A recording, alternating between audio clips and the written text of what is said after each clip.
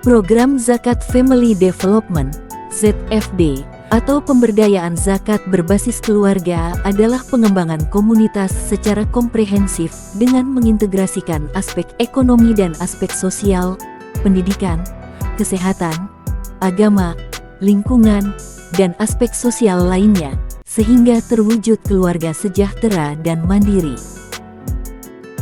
Bantuan yang diberikan kepada masing-masing mustahik bervariasi.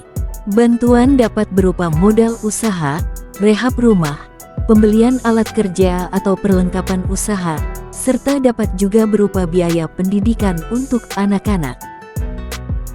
Syafrizal merupakan salah satu penerima dari bantuan ZFD sebesar 23 juta rupiah. Ia adalah tukang bengkel Vespa yang tinggal di Gampong Alu 2, Kecamatan Langsa Lama, Kota Langsa. Halo, assalamualaikum warahmatullahi wabarakatuh.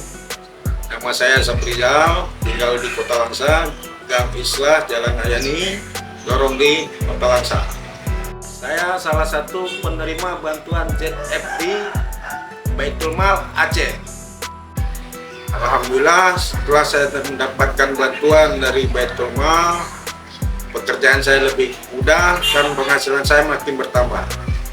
Terima kasih Muzaki Baitul Mal Aceh.